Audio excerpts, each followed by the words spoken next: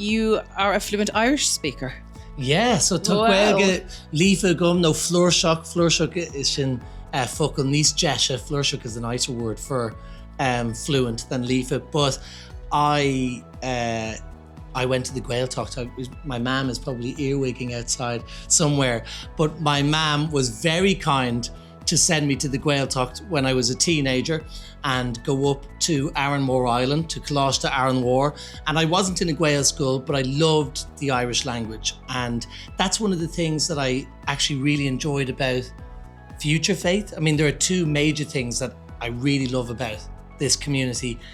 The first being that I knew I wouldn't be comfortable with a kind of a celebrancy that wasn't open to welcoming people of mixed faiths or semi-faith or all different faiths and or no faith. And that was important to me, that I could be a part of a community that respected that and respected if people did have a spirituality, or maybe they just wanted to honor the spirituality or faith of their parents or their grandparents and include that. So that was a major reason I really loved you guys and how diverse you were.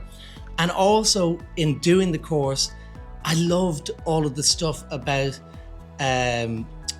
traditions for weddings in particular that, to be honest, I'd never heard of and that I didn't know the history of. And I had seen handfasting done before, for example, and never really knew that that's where tying the knot came from, that was an ancient Celtic tradition, that it was one of the oldest traditions for marriage in the world. And I loved that history and that culture and that connection.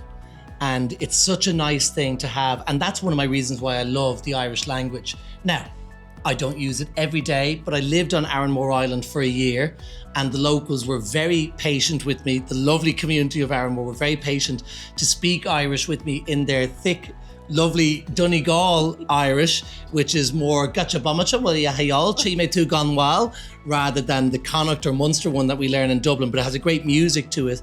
But they were very patient in speaking to me. And Hector O'Hucknagon started asking me to do comedy gigs in Irish with them every year in Galway. So it is something I would love to keep up. And certainly if somebody wanted to include some Gaeilge in their ceremony, I would be more than happy to oblige. In fact, if we work on it for long enough, I would be happy to do a whole ceremony as Gaeilge. And there may be people that want to do that as well.